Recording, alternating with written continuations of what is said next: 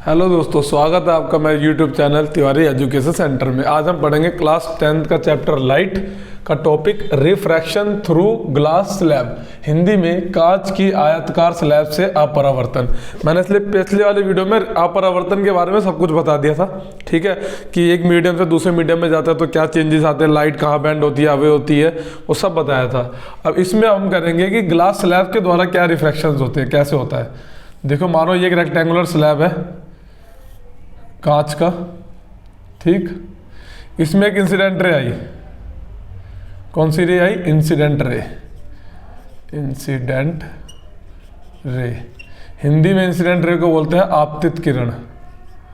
आपतित किरण, ठीक है। अब देखो, ये एयर से ग्लास में एंटर कर रही है, मतलब वायु से कांच में एंटर कर रही है, मतलब रेयर मीडियम से डेंसर मीडियम में। अगर ये इसका नॉर्मल है, ठीक है, तो ये क्या होगा? Bend towards the normal. क्या होगा? ये नॉर्मल की तरफ झुक जाएगा, ठीक है। अब जो ये बेंड टुवार्ड्स द नॉर्मल हुआ, ये जो रे है ये है रिफ्रैक्टेड रे। कौन सी रे है ये? रिफ्रैक्टेड रे, हिंदी में अपरावर्तित कोण और अपरावर्तित किरण, ठीक है। अब कांच से घुस के वापस एयर में जा रही है, मतलब अब डेंसर मीडियम से रेयर मीडियम में, मतलब सघन माध्यम से विरल माध्यम में।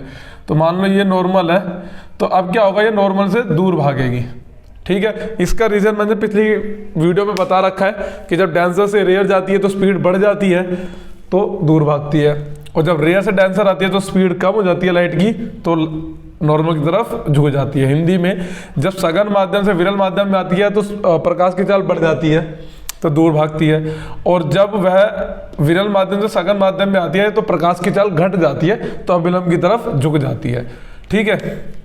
और ये रे जो है इसको बोलते हैं अमर्जेंट रे। अमर्जेंट रे, हिंदी में निर्गत किरण, ठीक है। अगर मान लो ये रिफ्रैक्शन नहीं होता कि पहले बैंड हो रही है फिर अवे हो रही है, स्पीड ऑफ लाइट मतलब चेंज नहीं हो रही होती, एक ही स्पीड से चलती, तो ये ऐसे जाती सीधी, ठीक है। अमर्जेंट रे और इंसिडेंट रे जब हमने एक्सटेंड किया है, इसके बीच का जो डिस्टेंस होता है ना, इसको बोलते हैं लेटरल डिस्प्लेसमेंट। क्या बोलते हैं इसको? डी को रिप्रेजेंट करते हैं लेटरल डिस्प्लेसमेंट, हिंदी में पार्श्व विस्थापन बोलते हैं इसको। अब जो लेटरल डिस्प्लेसमेंट है वो 3-4 चीजों पे डिपेंड करता है, ठीक है, कि ग्लास स्लैब की थिकनेस कितनी है, डिपेंड अपॉन, निर्भर करता है, ठीक है।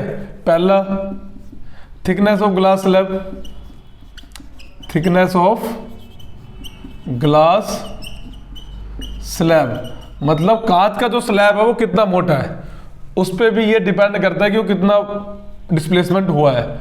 हिंदी में लिखेंगे कांच का स्लैब के स्लैब की मोटाई पर,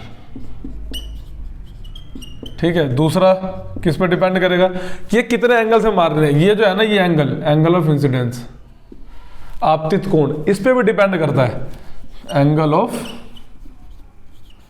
इंसिडेंस, हिंदी में आपतित कोण, इस पे डिपेंड करेगा। और डिपेंड करता है wavelength of light, wavelength of light, कि कौन सी लाइट ली है, लाल रंग की, पीले रंग की, हरे रंग की, सबकी वेवलेंथ क्या होती है? अलग होती है। मतलब प्रकाश के तरंग दैर्घ्य पर, ये हमने 9वीं में पढ़ रखा है, होता क्या तरंग दैर्घ्य, है ना, वेवलेंथ क्या होती है, ठीक है। फोर्थ वो डिपेंड करता है, 3 हो गई, थिकनेस हो गया, एंगल ऑफ इंसिडेंस हो गया, और ये वेवलेंथ हो गया। फोर्थ वाला होता है refractive index of glass slab. अभी रिफ्रैक्टिव इंडेक्स पढ़ाया नहीं है, इसका अगला टॉपिक ही है refractive index of glass slab. मतलब कांच के स्लैब का अपवर्तनांक।